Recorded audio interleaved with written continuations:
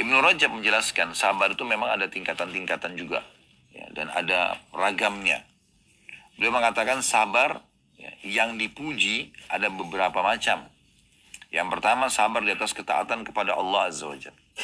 Jadi untuk azan, sholat, gitu kan, duduk di majelis ilmu seperti ini, lowongin waktu pergi haji dan umroh misalnya, apa saja, bangun tengah malam sholat, ya, itu butuh kesabaran dalam ketaatan kepada Allah Subhanahu Wa Taala. Jadi memang kita butuh sabar untuk melakukannya. Kemudian yang kedua, sabar dalam menjauhi kemaksiatan kepada Allah Azza wa Jalla. Setiap orang di antara kita pasti punya peluang untuk berbuat dosa. Tapi pada saat peluangnya datang, dia bersabar. Jangan dia iakan. Diajak untuk menipu, diajak untuk berzina, diajak untuk ini dan itu, dia tolak, dia sabar. Nah. Kemudian, sabar dalam menanggung takdir yang terasa menyakitkan. Nah, ini juga bagian daripada sabar itu sendiri. Karena umumnya ujian tidak menyenangkan. Orang sakit misalnya, ya, orang diganggu orang lain. Ya. Memang tidak nyaman, tapi sedang terjadi. Solusi terbaik adalah sabar. Terima itu sebagai ujian dari Allah, kemudian ikhtiar cari jalan keluar. Ya.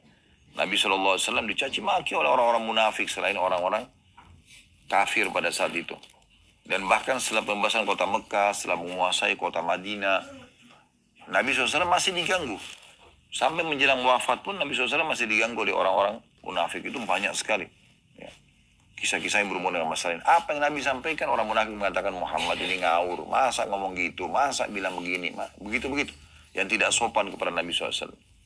Sementara para sahabat Nabi Ridwanul Alim yang betul-betul mereka beriman kepada Allah dan Rasulnya, menatap wajah Nabi saja mereka tidak berani.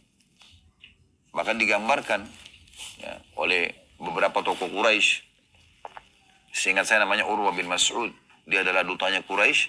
Dia mengatakan, wahai Quraisy, saya telah mendatangi Kaisar Romawi, Kisra Persia, Najasyi di Ethiopia.